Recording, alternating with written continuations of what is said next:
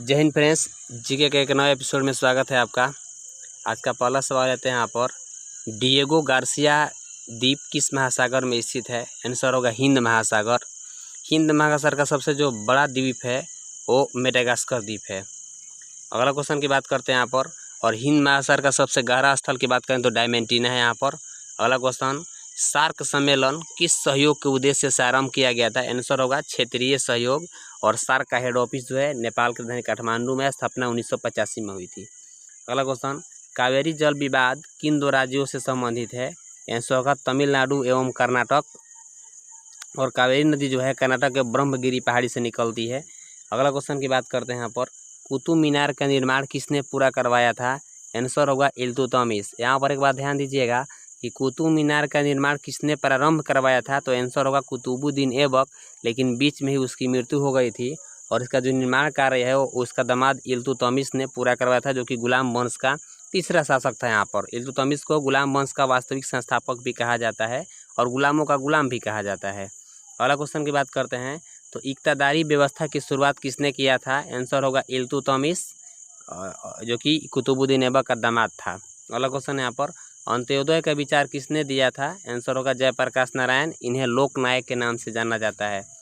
अगला क्वेश्चन यहाँ पर, भारतीय प्रशासनिक सेवा किसके शासनकाल में आरंभ हुई थी? आंसर होगा लॉर्ड कॉर्नवालिस।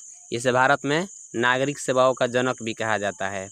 अगला क्वेश्चन लेते हैं यहाँ पर, नेपोलियन बोनापार्ट कहाँ का निवासी था? आंसर होगा फ्रांस। और 1799 ईस्वी में ये फ्रांस का जो है कौंसल बना था और 1804 में फ्रांस का सम्राट बन गया था। यहाँ पर भारत का नेपोलियन समुद्रगुप्त को कहा जाता है। अगला क्वेश्चन की बात करते हैं, तो कावेरी की एक सहायक नदी कौन है? आंसर होगा हेमावती। हेमावती अर्कावती जो है वो यहाँ पर कावेरी की सहायक नदी है। यहाँ पर ये दक्षिण भारत की नदी। अगला क्वेश्चन की बात करते हैं, तो राजघाट किसका समाधि स्थल है? आंसर होगा महात्मा गांधी। और महात्मा गांधी की हत्या नाथूराम गोडसे ने 30 जनवरी 1948 को कर दिया था, और उनका जो मृत्यु दिवस है वो शहीद दिवस के रूप में मनाया जाता है भारत में। अगला क्वेश्चन की बात करते हैं यहाँ पर, कि वास्को डी गामा कालीकट बंदरगाह पर कब आया था? आंसर होगा 1498 ईस्वी में। और भारत आने वाला पहला यूरोपियन व्यापारी था, जो कि पुर्तगाल का था। अगला क्वेश्चन की बात करते हैं, तो बांग्लादेश का उदय कब हुआ? आंसर होगा 16 दिसंबर 1971 को। इसका पुराना नाम पूर्वी पाकिस्तान था। अगला क्वेश्चन बात करें यहाँ पर, कि महानदी किस खाड़ी में गिरती है? आंसर होगा यहाँ पर बंगाल की खाड़ी। और दुनिया का सबसे लंबा बांध हीराकुंड जो है, हीराकुंड बांध उड़ीसा में महानदी पर स्थित है। अगला क्वेश्चन बात करते हैं, होम्योपैथी का जन्म कहाँ हुआ था? आंसर होगा जर्मनी। और इसके जो जनक हैं वो हनीमैन है। 10 अप्रैल को होम्योपैथ दिवस भी मनाया जाता है, हनीमैन का जन्मदिन। अगला क्वेश्चन यहाँ पर, भारतीय राष्ट्रीय युवा दिवस कब मनाया जाता है? आंसर होगा 12 जनवरी।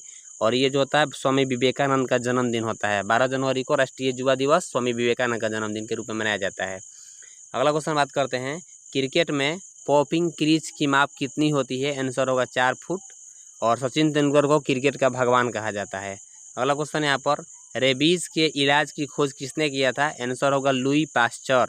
रेबीज, जिसे हाइड्रोफोबिया भी कहा जाता है, पागल कुत्ता के काटने से होता है, इसके टीका की खोज लुई पास्चर ने किया था। अगला क्वेश्चन, पृथ्वी की अपेक्षा चंद्रमा का द्रव्यमान कितना है? आंसर होगा 1/81, यानी कि 81वां भाग चंद्रमा का द्रव्यमान है यहाँ पर।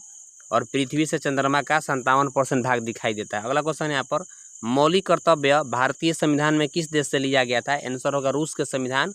और 42वां संविधान संशोधन के द्वारा 1976 में जोड़ा गया था।